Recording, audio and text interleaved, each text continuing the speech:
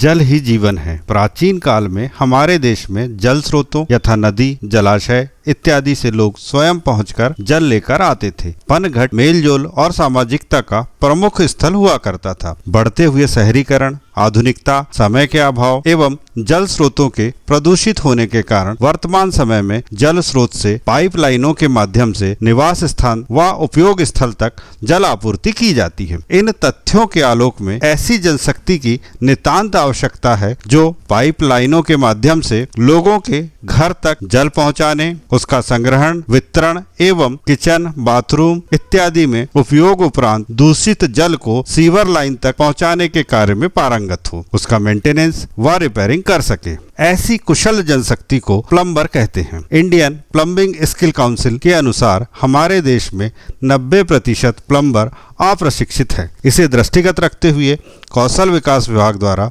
प्रदेश की कुछ ITI में प्लम्बर व्यवसाय संचालित किया जा रहा है। प्लम्बर हर घर स्वच्छ जल पहुंचाने, जल संरक्षण के कार्य और स्वच्छ भारत अभियान में महत्वपूर्ण भूमिका का निर्वहन कर रहे हैं। इस ट्रेड में प्रवेश की निर्धारित योग्यता 10th और अवधि 1 वर्ष है।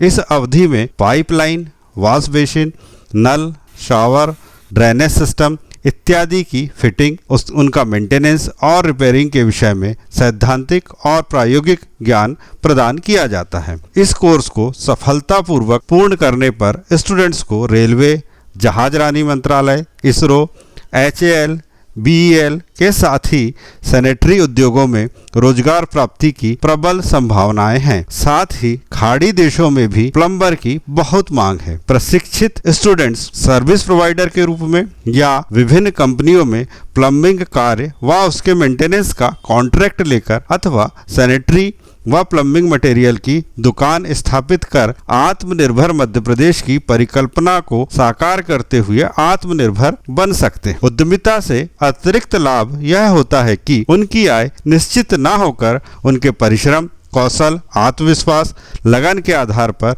निरंतर बढ़ती रहती है।